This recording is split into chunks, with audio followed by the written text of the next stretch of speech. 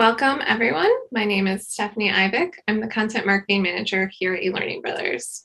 Today, we have a great session on using games to train healthcare professionals. But first, I'll go over a few housekeeping items. This webinar is being recorded. You'll receive a copy of the recording via email tomorrow, and it will also be posted on our YouTube. So if you need to leave early or duck out, you'll be able to catch what you missed.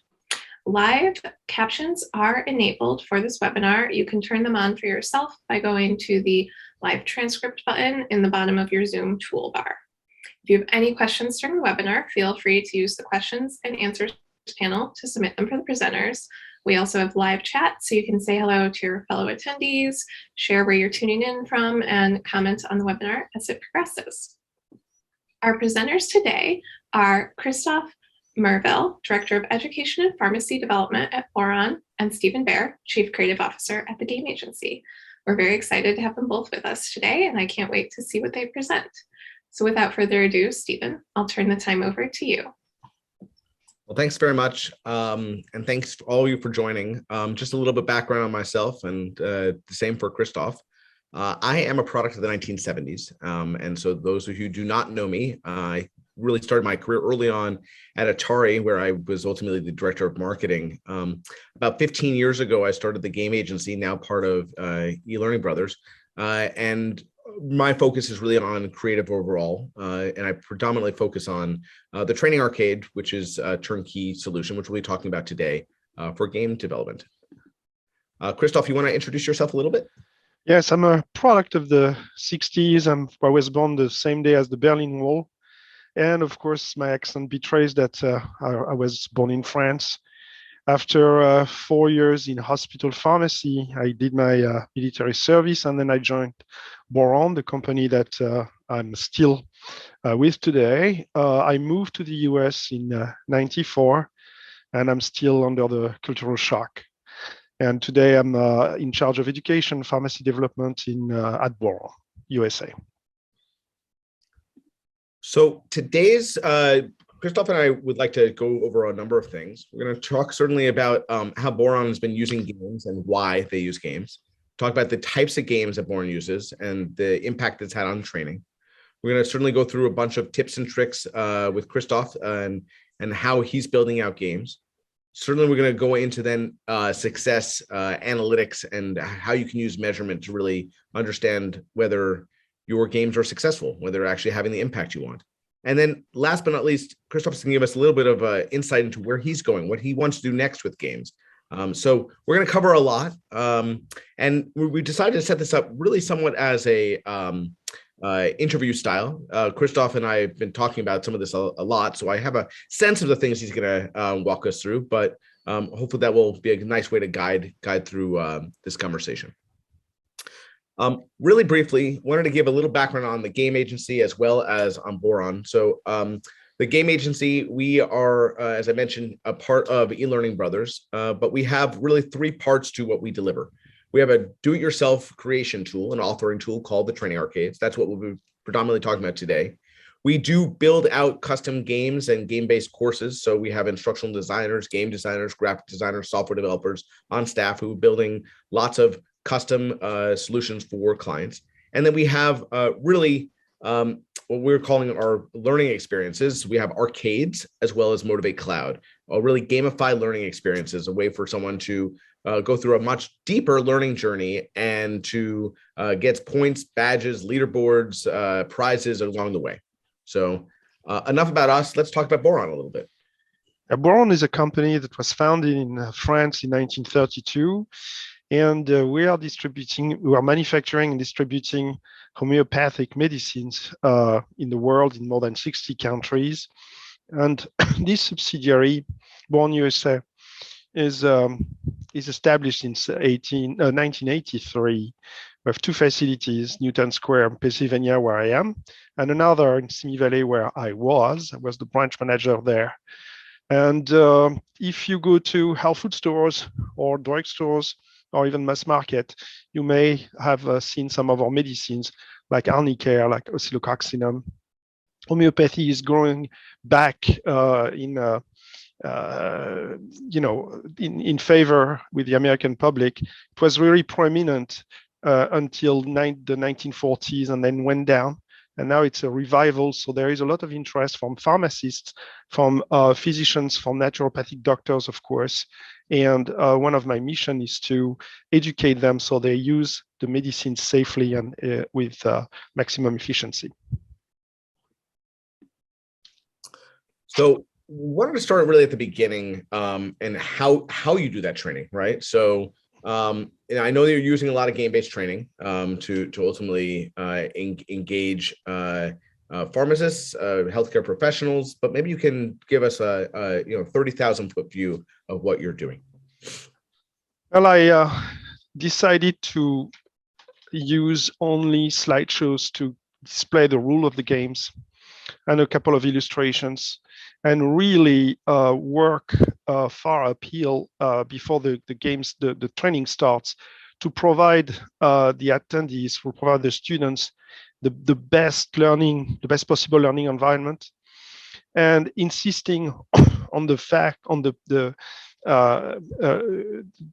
that in the proper environment, the students are in fact teaching each other.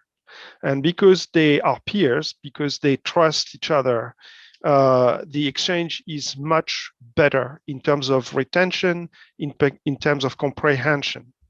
They use their own language, they use their own situation. So this is an example. This picture shows a training that I did for the Vitamin Shop, huge chain, and all their managers were there, 100 in each room, around about 12 tables, on which I had a game that was very interactive, and they were asking each other questions. So what we see is a level of engagement that we cannot have with just slideshow types of presentation. I don't even call them training.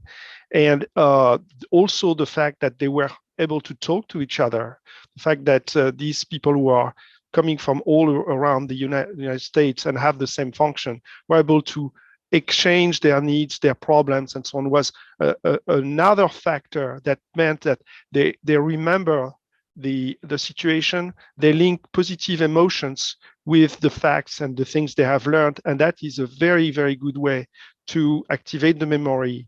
So it is now part of a company. I always insist for our representatives to use engaging techniques, interactive techniques, and I've created a lot of games and tools they can use to avoid the boring, slideshows. One of the questions I want to talk about is you and your conversation with me in preparation for this really talked about a preference for game-based training over other methods. I'm curious why. Also, maybe we can talk a little bit about within the game-based training space, digital versus pen and paper, so on and so forth. So a game is fun. And I must say that culturally, when I tried this in France a long time ago, there was much more of a resistance. In the US, absolutely not.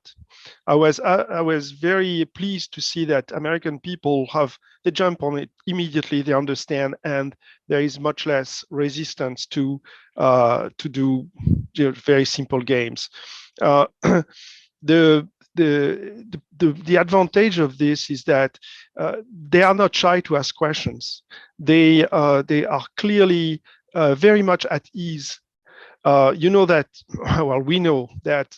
when there is fear, when there are constraints, the memory is not activated towards the fact; it's activated towards more of the emotion, and you don't retain complex facts as much as if you are in a very positive environment. So gaming definitely provides this. It's a very good moment. They retain it, and I always prefer. It's a lot of work before, but it's so much rewarding. And one added plus is that during the game, I can go from table to table and answer specific questions.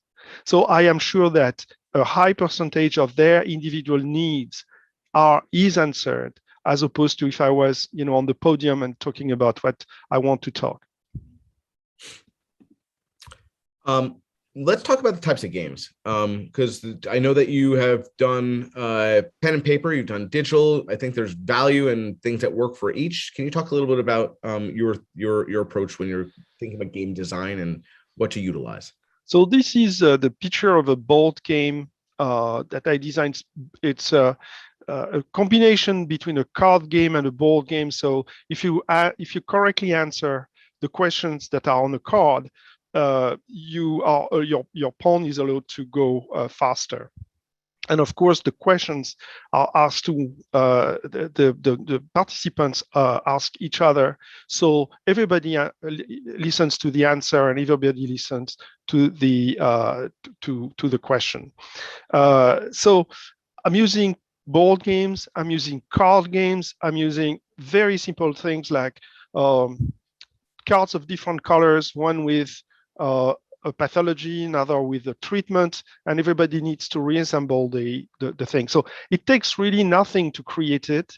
And it provides, even in 3 or 4 minutes, a very high intensity excitation and try and errors. And finally, the small group, there is a consensus. And that also is very positive.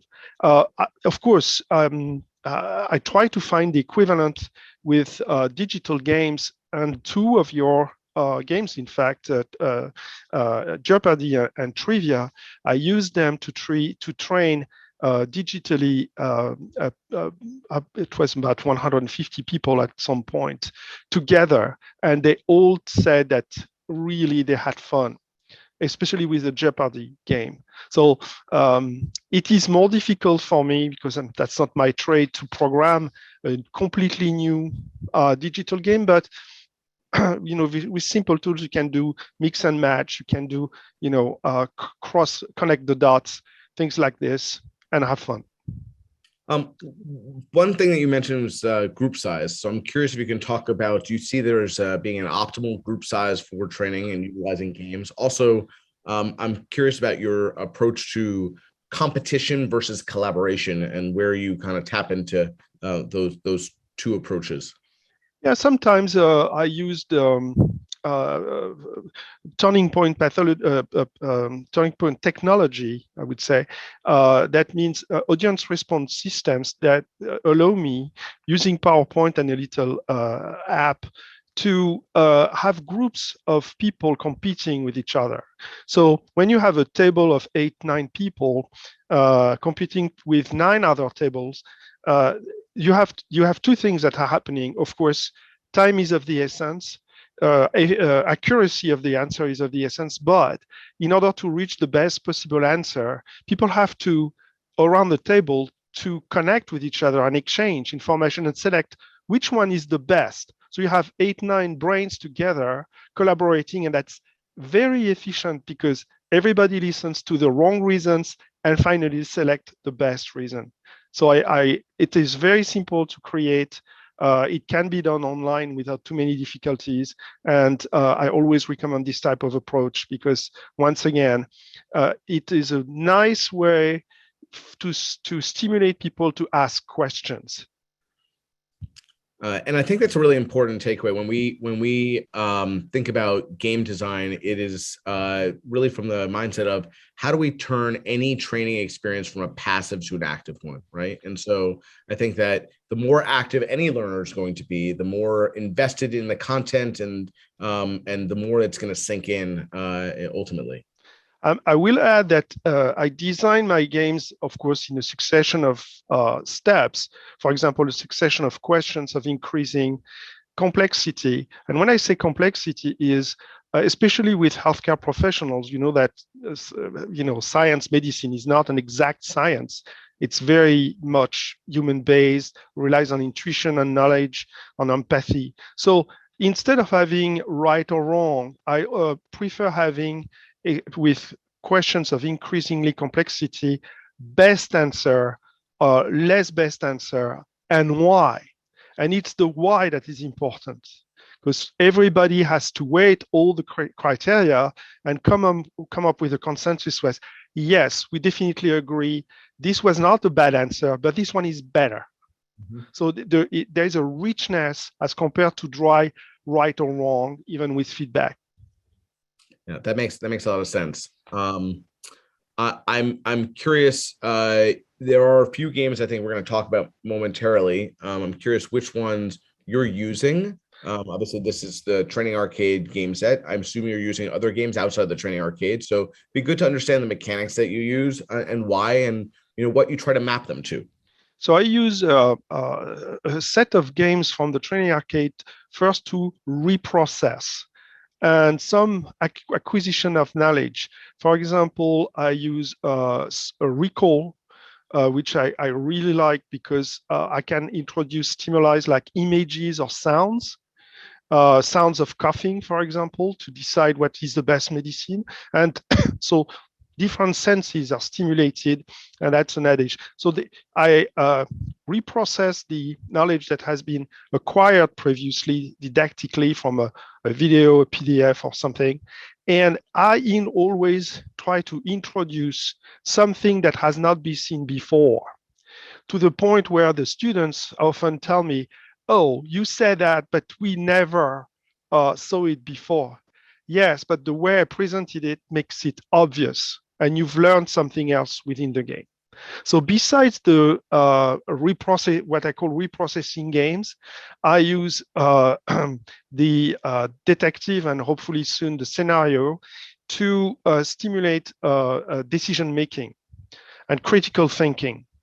And that's a different level of training that is essential for healthcare professionals, because of course it's what decision do I make based on what.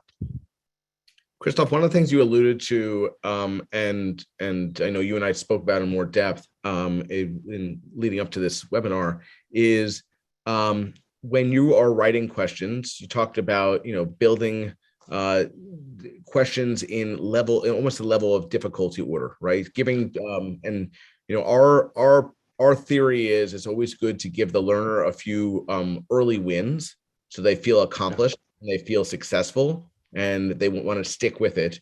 I'm curious if that is your primary reason or if there's other reasons that you're doing that. No, really, I especially since I started working with games from the Training Arcade, a lot of energy is free. You don't have to design too much. It's very easy to use, but so a lot of energy can be used to create an increasing level of complexity and tension. So the goal is to start with questions that makes you feel smart. And of course, they have that little rush of dopamine and you feel excited, you feel like, great, it's going to be easy. And that, of course, stimulates memory engagement. And in the further, the next maybe 5-6 questions, then it's a little bit less easy, more challenging. It's easier to make a mistake, or the answer is more subtle. So you need to think, but because you have been stimulated before, positively, hopefully, by the first 5 questions where you won easily, that provides really a more engaging experience. And a lot of people report that they feel and we see that on the stats, that they feel the 15 or 20 questions that or steps that I have went like this. The positive thing is the feedback that you get is, oh, I feel much better after the game than before. Well, that's obviously what you want someone to come away with it, right? You want them to feel positive about the experience and hopefully positive about their knowledge. We're going to maybe move into a few different game types that you're using, and I was going to ask if you can kind of walk the attendees through why, first of all, how they work, but more importantly, why you're using them and what the learning strategy is behind your design. So Sorted is one of the game from the Training Arcade where you have a grid and you need to complete each cell of the grid with labels that are just on a banner above. And of course, they are randomly sorted. You need to find where each component fits. And this is one of the games that allows me to use intuition and complete the knowledge or reinforce the knowledge. If you look at the game, the first column, the Latin name of copper is cuprum metallicum. I don't have to say that. If you look at just the similarity of you learn it and you remember it. And this is the kind of thing that Sorted allows, because it uses a different type of logic, the grid itself, to link elements that otherwise would have been floating. If I had to learn, by heart Yellow Pages, I would probably use Sorted and try to find links like this. So even what is not easy to correlate becomes much easier and much more logical with Sorted. And that, by the way, before we move on to this, I think what's nice about that is it goes back to the early wins, right? It's let's find the columns that I know, and let me feel successful, and then let me fill in the blanks and push myself a little bit further. Okay, so this next one is detective. It's certainly very much focused on decision making. It's also I think of it as it can be used for root cause analysis. It can be really digging in a little bit further and understanding linkages. Can you talk a little bit how you're using that? So the first thing I did with asking, in fact, your team to custom detective in order to transform it from a detective type of police inquiry into more of a consultation. So some terms have been changes. The steps of the inquiry are now the steps of the consultation, and so on. So at the end, you gather clues among all the signs that are offered by your examination, by what the patient says. You have to select clues that are meaningful. A few questions among the clues allow you to, in fact, send either useful signals or signals that are a little bit perturbators. The question, you cannot really base your deduction on the question that is asked. Trying to reproduce to simulate the reality. Then on the next step, once you have all your clues, the different and I think it's the same slide, the next slide, the suspects, which are the proposed treatments, are displayed with very simple description of them. And your role is to link basically what is a useful clue to a possible medicine.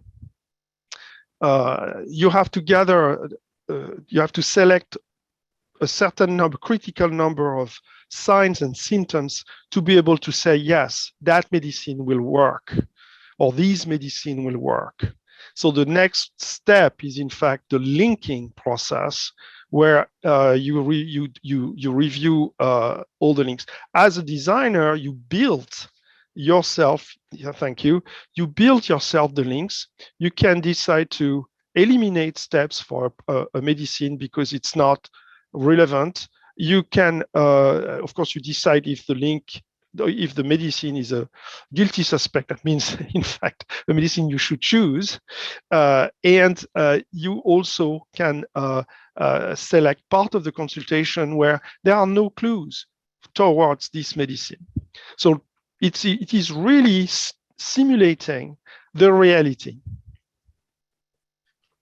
And what I really like in detective is even when you have selected the treatment, you have to select it for the right reasons, and you can review the reasons and where you failed or where you succeeded.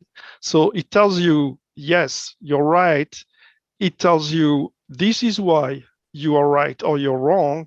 And it tells you also, well, you have been right with a certain percentage of accuracy.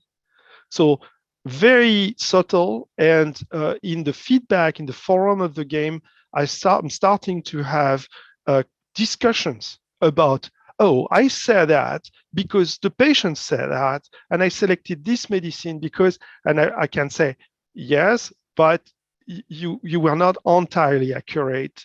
This is why. So very, very interesting type of game.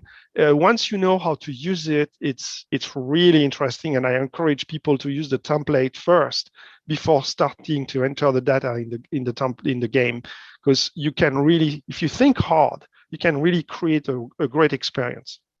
Christophe, two questions for you to answer in any order that you see fit. The first one is, as you're building it, can you talk a little bit about the assuming you have your content, you've thought it through, the process of building it? Is it a hard process or easy process? The other question is you're deploying it. Have you been deploying Detective as a game for single player or for group play, like we talked about early on in this webinar? First question is, it is very important to know what you want to achieve in terms of acquisition of, in terms of decision making. The first, in the modules that we offer for our healthcare professionals, we have, I think it's 14 detective games of increasing complexity. The first ones are really to teach the student how to use the game. Because it is not a very simple game. It's not difficult, but it is not one or two clicks. You have to think. You have to think of how you interact with the game. So the first games are about this.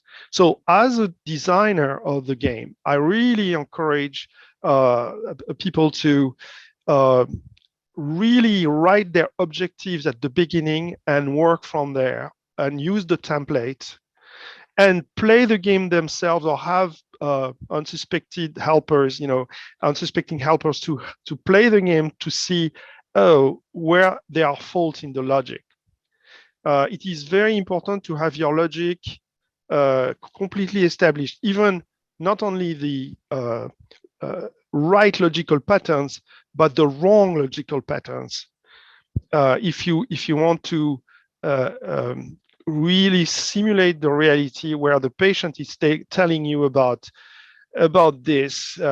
stomachache, when in fact the problem is stress behind the stomachache. So this is very important to first use a template, and then once your template is done, it's a copy and paste within the game. It doesn't last. I really encourage the use of sound, of videos, of short videos, of images to enrich the experience and simulate the interaction between the healthcare professional and the patient. But it's fun to create. It's really, once you get used to it, it's really fun. I'm glad you brought up media assets, because I think that's one of the things we think about often is when people think about games, I think the first thing that many people think about is using them for assessment purposes. But quite honestly, games can be just as effective of a teaching or reinforcement tool. And if you're going to use them for teaching or reinforcement, you want to make sure that you make them as media rich as possible and utilize visuals, sound, videos to really bring the content to life. That's our take. Now, can we maybe jump into analytics a little bit? I know that we have a few slides that follow this, but I know you're tracking a whole bunch of data and thinking about your users. It's less about whether they've completed or whether they've passed or failed it, but maybe we can dig in a little bit further if that's okay. Of course. So, of course, it looks a little bit, I would say, difficult, time-consuming to look at the analytics. However, it is really worth it. I try to spend as much time as possible looking into detail, sorting, and trying to find ways to use the analytics to know more about the behavior of the student in front of the game, know how they spend their time and energy, and also try to refine the game if needed. But so a couple of examples here. It shows, in fact, the activity of two students in one of the detective games, one of the simple ones.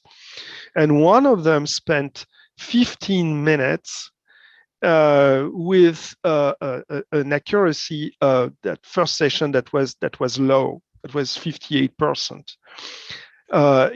So they struggled the first time, and they spent a lot of time.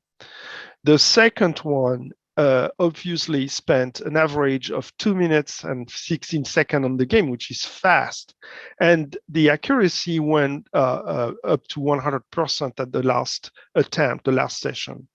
So when I talked to the students, of course, one of them was much more familiar with with homeopathic medicines than the first one. So that gives me an indication of the behavior and the level of comfort some students have, and I can interact with them and say, okay, it looks like you're struggling. What is happening? So that's one example. Another example, this is a very simple trivia game with the 25 most common questions asked to pharmacists about homeopathic medicines. And right away, you can see that the questions where the students spent the most time, 11 seconds in this game, with the lowest accuracy here, 50% accuracy in average, shows you that this question is in fact a very important question. It's a challenging one, so that leads me to reinforce the deductive part and increase the importance of the deductive part on that question, and maybe put another question later on to verify that, yes, they struggle less.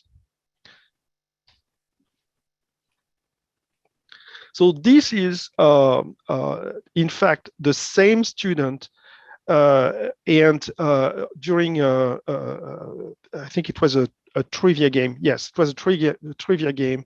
And she spent 12, then 4, then 8, then 5 minutes in 4 sessions with an increasingly high level of accuracy. This shows me that this student was absolutely determined to have it not 95%, but 100% right. So it is a positive reinforcement that the game works, at least for this student.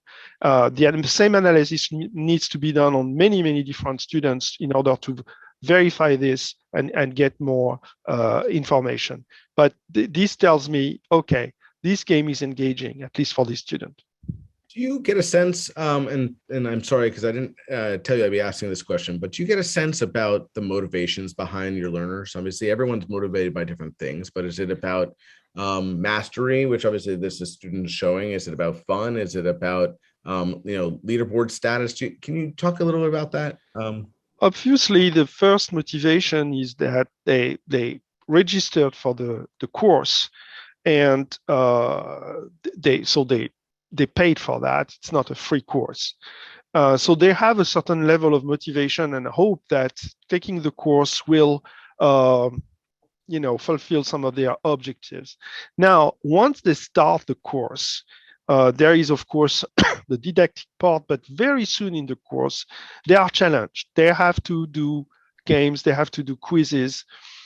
And the feedback that we have, and we can verify through the statistics, through the analytics, is that it is a virtuous circle where the more they know, the more they accept to be challenged, and the more they successfully pass the challenges, the more they want to know. And this is exactly what I try to do, is keeping them in that virtuous circle there, where they can constantly verify that, yes, I know this, and increasing not only confidence, but increasing, of course, motivation to know more. The more you know, the more you want to know. Yeah, it's interesting. I think that there's a lot of really unique motivations. We talk about learners and they fall into different groups. I think some want to master something. Some want to feel helpful. They want to actually work with their colleagues and feel like they are a good resource. Some want to socialize. Some want to focus on exploring new things and getting more insight. And some just want to beat others, right? So it's so funny. You kind of think about the different motivations. The main motivation is, in fact, the most basic one is pleasure.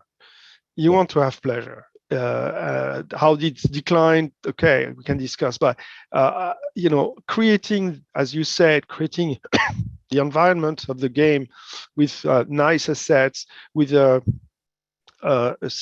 feeling of continuity, using a lot of the images or the that we used in the didactic part, using them again, like in the recall game, to constantly not only link memory to words or concepts, but link memory to sounds, images, clips. We could use smell one day, I hope, because it's a sense that triggers the best memory. But for me, it's really as multisensorial as possible in order to increase the opportunities for the student to feel good, to have pleasure in doing what they are doing, and feeling that the acquisition of knowledge is natural and fun. I concur with all that. I have one more question for you, and then we're going to open up for others to ask questions of you as well. Love to learn a little bit more about what you're looking to do in the future. So where and not just with the training arcade, but over with games overall. How are you?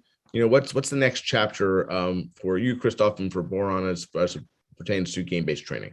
So I started to, in fact, 2 days ago, to work with one of your games, which is called Scenarios, and which is based, of course, on different steps where decisions lead to other path of in the game with feedback and so on. So it's a game that for me yet, and I think I will be better using all your tools. I will be more familiar with the design of the game, but I think it is a very rich game for decision making. What I like is not only, of course, you have to make a decision about the treatment of a patient, but also this game offers opportunities to deal with communication. How empathetic are you with the patient? Are you asking the correct questions first, the most important question? So when you see a patient as a pharmacist, one of the first questions you ask is it for you? Okay, not obvious, but essential. Okay. So this game allows to allocate points to not only the logic of the question, but also the emotional aspect of the question, how the patient can react. And using, of course, the assets that are in e-learning brothers, we can reflect this emotion directly and make it non-verbal, but immediately say, okay, well, you start to annoy me. I'm crossing my arms, I'm phoning my elbows, and no, this is not so. This contributes also to simulating the real environment, engaging and make it fun. Later on, that's something I started to deal with in fact, can you believe, the late 80s? But if we can use artificial intelligence, that would be awesome. But maybe that's in a few years. But I would love to deal with that again. Hopefully not too far off, because I think that there's a lot of interesting stuff you can do in that space. It's coming. For those, by the way, who are not familiar with Scenarios, I kind of always refer to it as like a choose your own adventure, if you will. And I think it's fantastic for soft skills. So whether it is patient care, whether it is Salesforce training, negotiations, management training, it's a great way to put someone in a situation in a virtual world and hopefully let them see the repercussions of their decisions so they can approach it more effectively in the real world. So, well, let's do this. Let's open up the challenge for some questions for Christophe. I'm happy to answer some as well, but I think that hopefully we can really look at what Boiron's doing and ask some specific questions that we can take away some lessons from and apply to other businesses. All right, thank you, Stephen and Christophe. While people are typing in their questions to Christophe, we do have one very specific about the training arcade, Stephen, that I'd like you to address. So the question is, can you embed audio narration And what other things can you do to comply with accessibility requirements when you're customizing the games? Sure. It's a good question. So let me start with the first part of that question. All of our games enable audio uploads. So we see that as actually a really important part of any game. Not that everyone uses it, but whether it is for directional purposes or part of a story line, we think it's an important part to really drive home the training part. As far as 508 compliance and accessibility overall, we have certain games that are a lot more accessible than others, right? So when you think about our endless jumpers or our match 3 games that are more like Twitch mini games that you'd see, in the App Store, those are not going to hit that level. But there are games like our trivia game, our Jeopardy game, that and a few others like that are. And the challenge with games, to be very frank, is that there are so many parts of accessibility that we need to adhere to, from colors, which we've addressed in many cases, to audio, to font size, and so on and so forth. Even effects, to make sure that they are that they work and address particular needs. That not all of our games certainly can check that box. So. And here's another question about the games. Can you translate them into other languages? Yeah, so today the Training Arcade is available in 17 different languages. So you can start in any language you want, and you can translate it up to 17 languages. And that process is really easy. And basically, you write your text, your questions, your answers, your feedback, everything. And then you can export what is a CSV file. You can put into that CSV file the translated text, upload it right back in, and voila, the next time you play the game, it will start off with a drop-down menu asking what language you want to play in. And it's that straightforward. Awesome, thank you. And then we have another attendee wondering if the games are SCORM compliant, and they'd also like to know, Christophe, what platform did you use? Like, how did you deploy these to your learners? Did you use it with your LMS? Did you just send a URL? How did you do that? The quick answer is they are SCORM compliant, and they also can be XAPI compliant as well, if you're looking to do that. And Christophe, let's move over to you to talk a little more about your deployment of them. So some of the games are available through a URL and linked to different parts of our website. The course that I was talking about is is hosted by an LMS, Blackboard. It took 1 or 2 back and forth to make sure that all the variables were transmitted, but it's not very difficult. It's really worth it. And of course, sometimes I use the game, for example, Jeopardy as an instructional game to more than 100 people. I just send the link through the chat, and that's it. People can link and play. It's worth mentioning that there are 3 ways that you can publish out a game. You can do it as a web object and put it into any learning course you're doing. You can do it as a SCORM package or XAPI package, or you can do it as an embed code. So we really tried to make our games as flexible to go wherever you want. I want to also reinforce something that Christophe said earlier, which I think is really important. And this doesn't specifically pertain to the Training Arcade, but it's something that we focus on, is the value of analytics. As wonderful as games are, because they're fun, because they're interactive, because they are immersive, what I think one of the values that is often least spoken about is the amount of data and information you can get on the players, not only what they know, but how they play, what their personas are as a result of that. And there's a lot of information that you really can't match with any other form of training. So I'm really glad that Christophe focused on that, because that's just the beginning of what you can glean as far as information on your learners. And also on the effectiveness of your training. And I think, Christophe, you and I, we didn't touch upon it as much today, but I think that one of the things you said to me leading up to this is, and I don't want to put words in your mouth, but when we're looking at the performance of the learner, it's not just what they know, but it helps us reflect on the effectiveness of our training and whether we need to make any tweaks to make it more effective. Is that a fair statement? Absolutely, yeah. You said it right.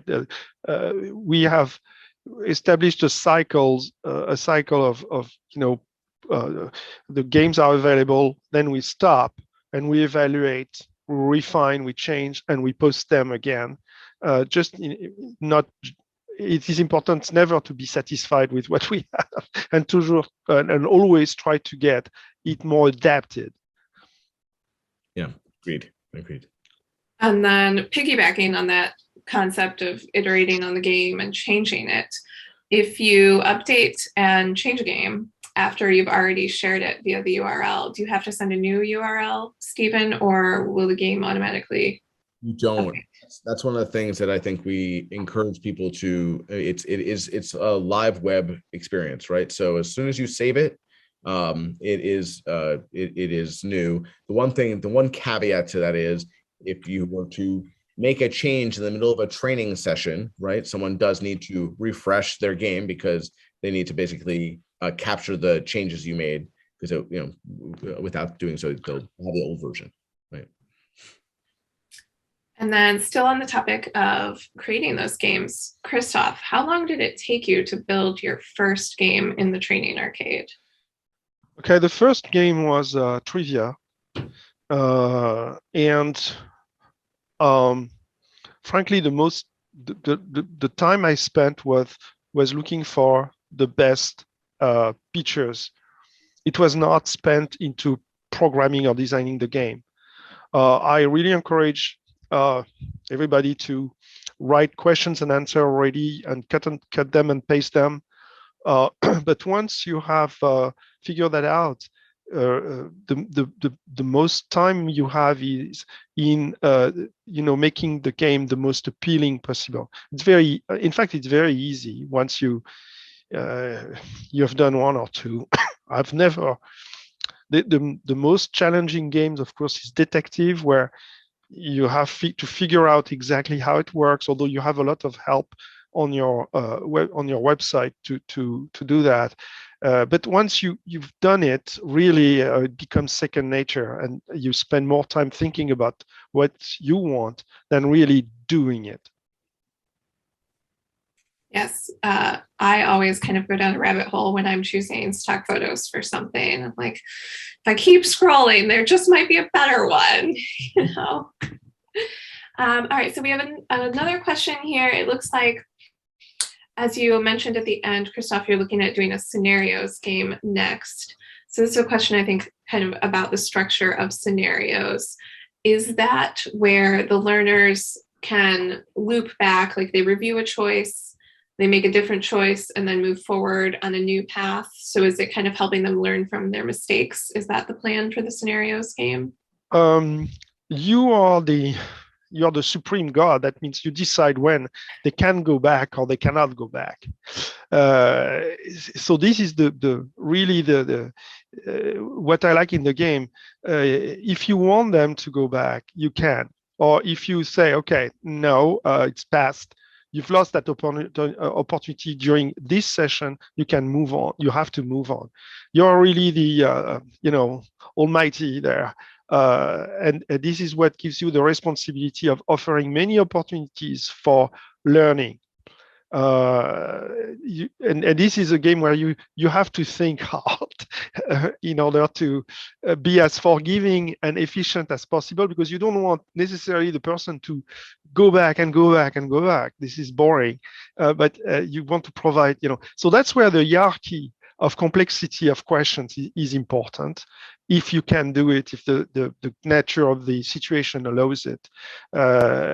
So the little I've worked with, I've worked only 5 hours on this game, but the little I to learn it first, and to extract all the possibilities.